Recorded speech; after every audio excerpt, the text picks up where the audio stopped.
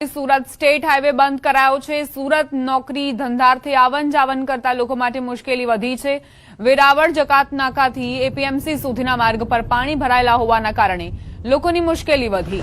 Emergency સેવાઓ પર પણ અસર પહોંચી છે।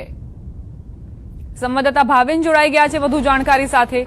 ભાવિન, કયા કયા રસ્તાઓના અવરજવર પર અસર પહોંચી છે? શું સમસ્યા લોકોને?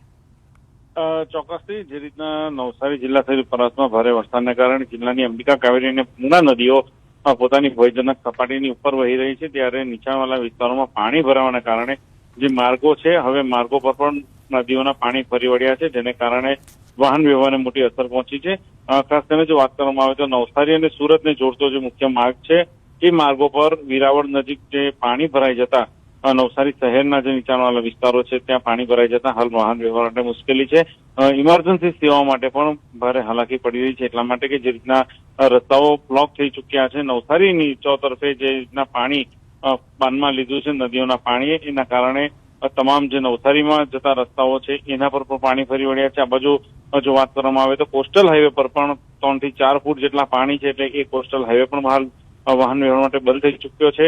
નેશનલ હાઈવે પર જે નવસારી નજીક જે ગ્રીડ વિસ્તાર છે ત્યાં પણ હાલ પાણી ભરવાની શરૂઆત થઈ છે, જેના કારણે જે છે વાહન વ્યવહાર માટે મોટી અસર હાલ પહોંચી છે।